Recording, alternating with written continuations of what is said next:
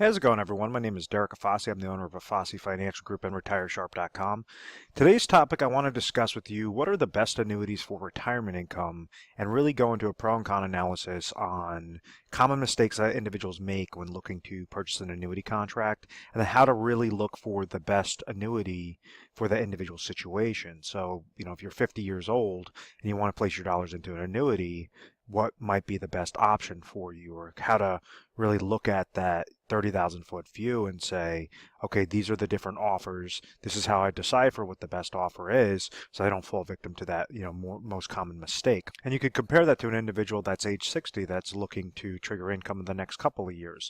Those are going to be two entirely separate avenues with the 50-year-old versus 60-year-old on what might be the best, possible route. So to kind of take a step back, what exactly are annuity contracts? How exactly can they be used most efficiently? And then how could you figure out the best ones for your individual situation? And the annuity contracts are the opposite of life insurance. So life insurance companies were created, or I guess an individual would purchase a life insurance plan because they wanted to make sure that to protect themselves and protect their families from dying too soon.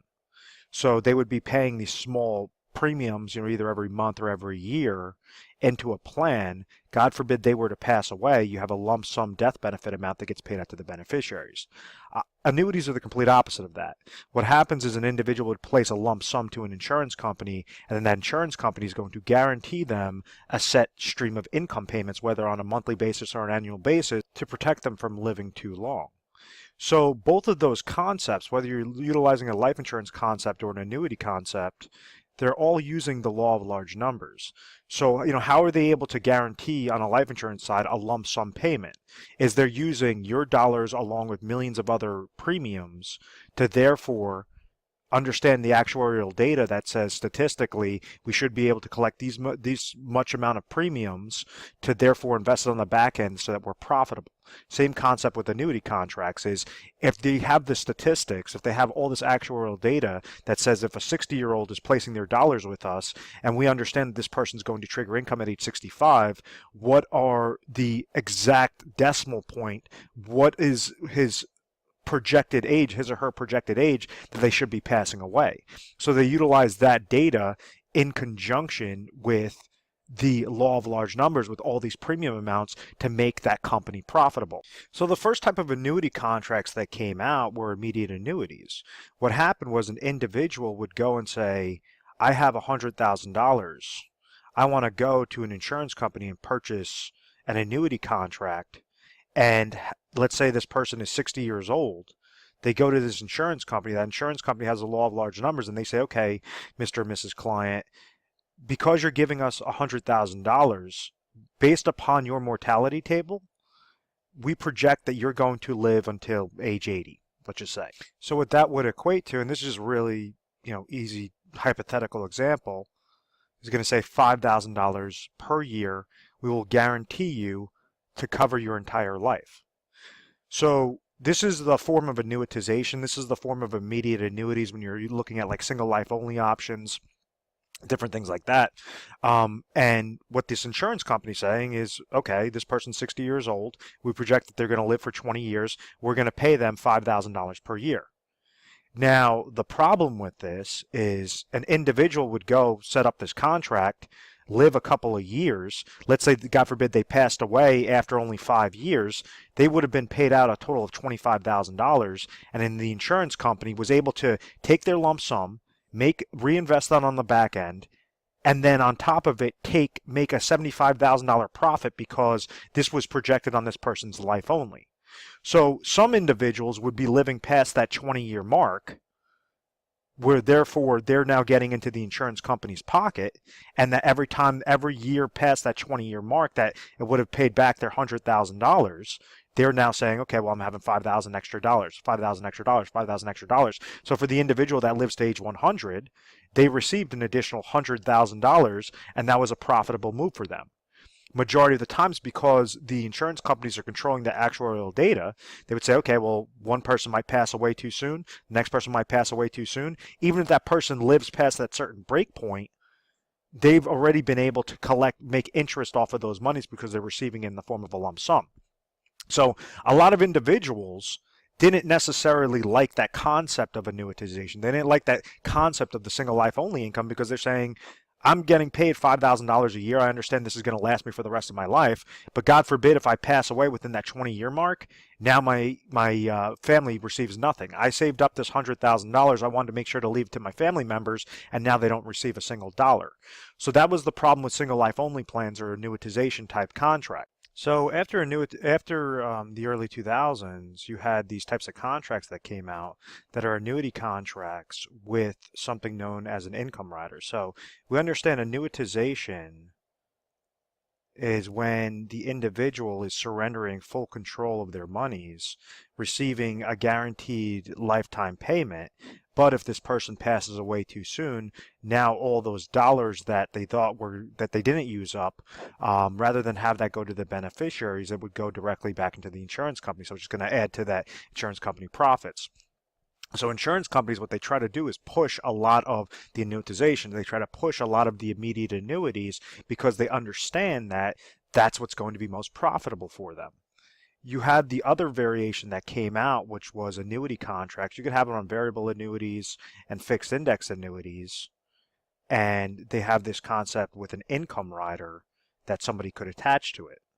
And what this does is it gets rid of that problem off of saying, hey, if I'm receiving $5,000, I threw $100,000 in with an insurance company and they're guaranteeing me $5,000 for the rest of my life. And let's say this person passes away after 5 years. Well, they would have got paid, 5,000 times 20, that would be 25 grand. And 75,000 is going back to the insurance company, and the insurance company was able to make money off of their money because they were able to leverage that lump sum.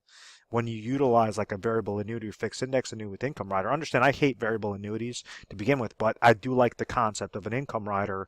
If someone's using a variable annuity with an income rider or a fixed index annuity, I think a fixed index annuity with an income rider works a lot better than a variable annuity because it gives you higher contractual guarantees than with a variable annuity. And variable annuities have a lot of hidden fees off of like a 300, 400 page prospectus.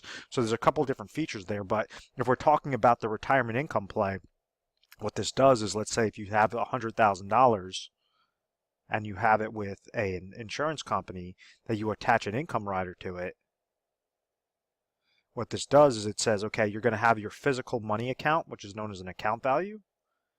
And depending upon how this is structured, if it's variable, it's going to be hit with fees. It could go up with the market, could go down with the market. If it's a fixed index annuity, they could get hit with an income rider fee. If the market goes down, you're going to gain 0%. If the market goes up, you're going to receive a credit into your account. So it gives you more safe consistency.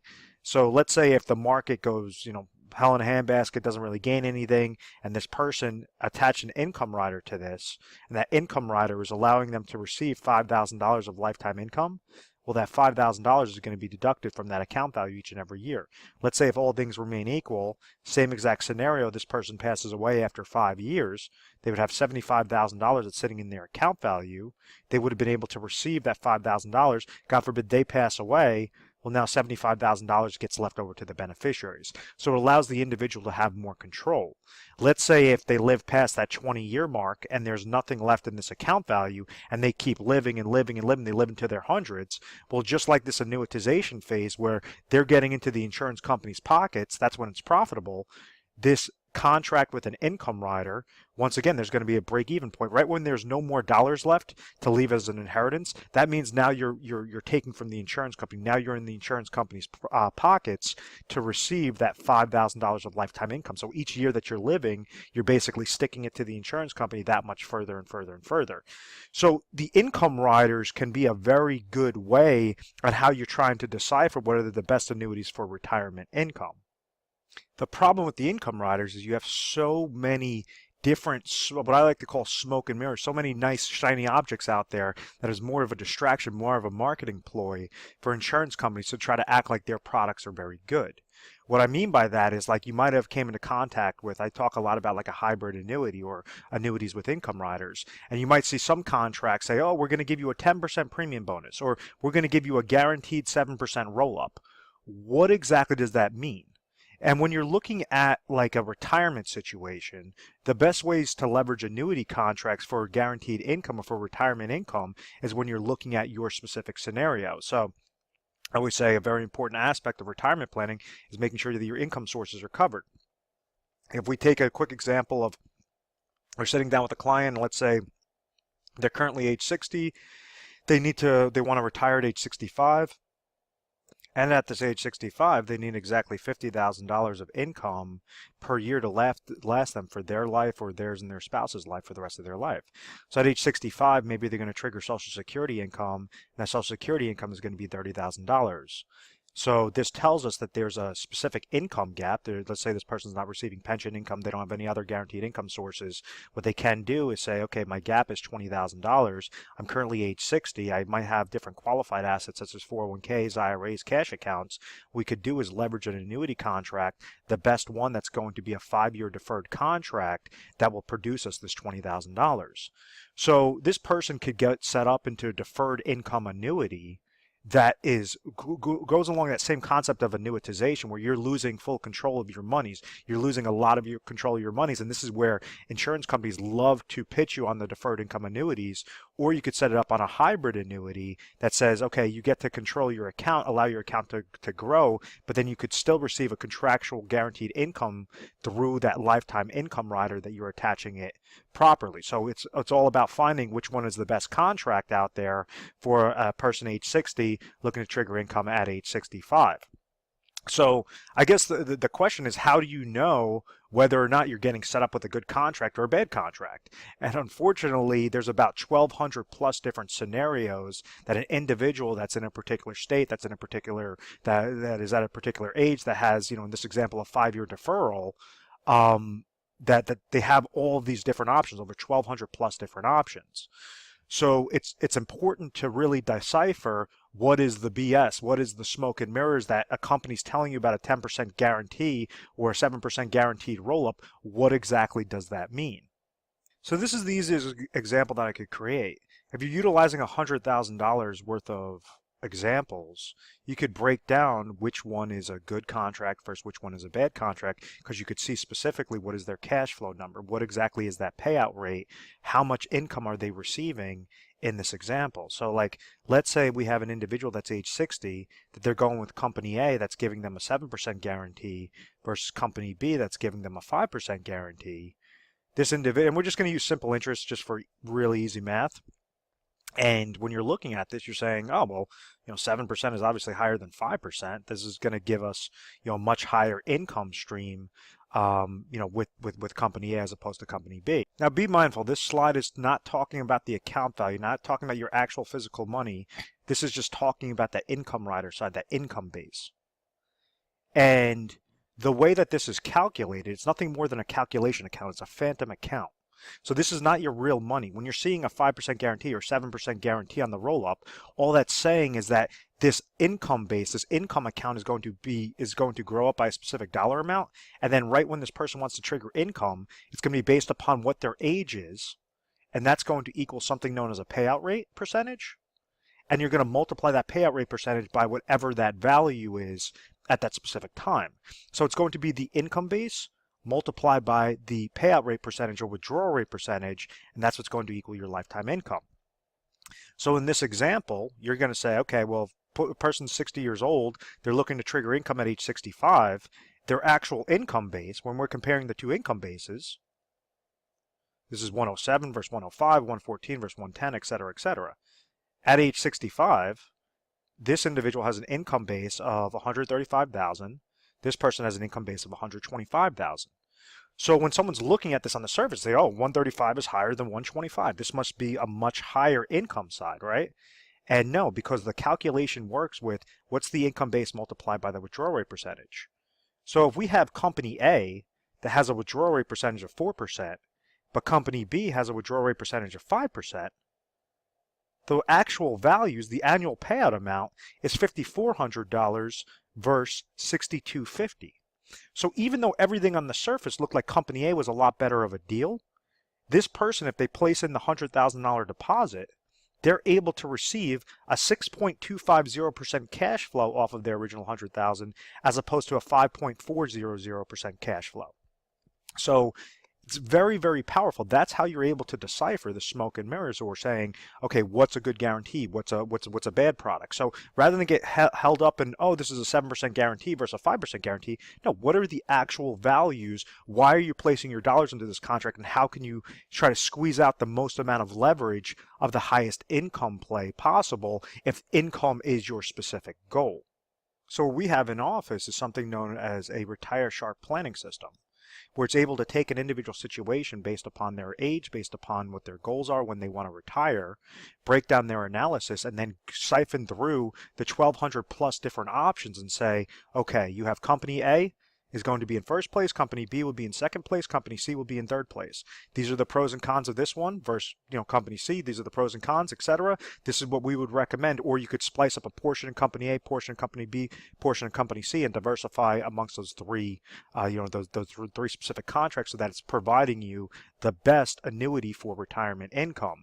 You're able to also receive control. Now, if you want to have that risk and say, I don't care about leaving an inheritance, I just want to have the max out income, there's times that the annuitization phase are not as high as the guaranteed lifetime income riders when you attach those income riders onto it.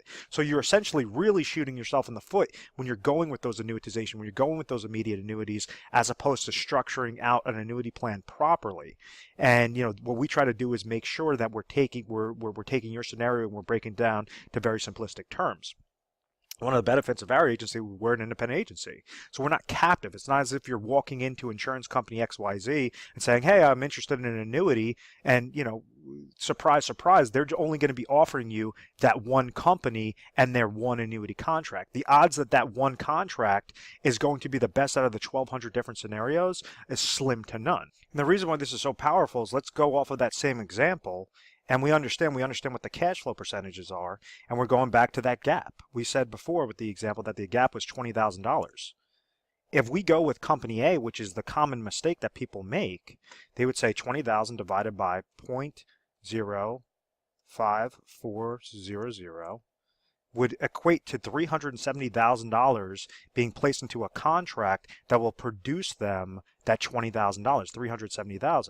If we go with what the correct situation is, we're using the smallest amount of dollars to place into an annuity and only as much as necessary, this person could say, okay, $20,000 is my goal, divided by 0.06250 says $320,000. So in that really quick hypothetical example, that individual is saving $50,000, over $50,000 more into their pocket, rather than waste that into an insurance company so the insurance company could over leverage them. So I really hope that this makes sense. If you're interested in looking at what the best annuities are for retirement income, please feel free to give us a call. We're available 24 hours a day, 7 days a week. Mornings, nights, weekends, holidays. We have our service set up. We work on a national basis. And when calling into our agency, what you could expect is you're going to speak to an assistant. You're going to tell them your situation. You're going to say, hey, I saw a video online on the best annuities for retirement income. Can I please speak with a specialist? That assistant's going to patch you over to a specialist, and that specialist is going to ask you a whole slew of questions to figure out what your situation is, what your goals are. If what you're doing right now for retirement can accomplish those goals, then we're not going to recommend an annuity for you. We're not going to recommend anything for you. We'll just say, hey, listen, go with what you're currently on. Go on the path that you're currently on, because you'll be able to accomplish your goal successfully. Now, if there's a gap, which a majority of the times there are gaps into certain plans, we might give you recommendations on how to suffice those gaps. What are the best possible contracts that you could place a portion of your dollars into, and only as much as necessary to accomplish your retirement income goal, and go through the 1,200 plus different scenarios, because we are an independent agency. We're not going to be biased towards one company over the next. It's whichever is going to be right for your situation. We work for the client. We don't work for the company. We're A+ rated on the Better Business Bureau. I believe it's because of our methodical process. We've always had very good reviews. We've never had any complaints. And what we try to do is educate you guys through literature pieces, through personalized videos, different things to make you more comfortable, so that you're understanding the process. You're becoming educated first and foremost, so that any dollar that you're placing into a plan, you know exactly what the leveraging component is, what exactly it's doing for you. So I want to thank you very much for watching this video. Please feel free to subscribe to our YouTube channel, Retire Sharp, so you can have access to the most updated videos. Thanks so much, guys.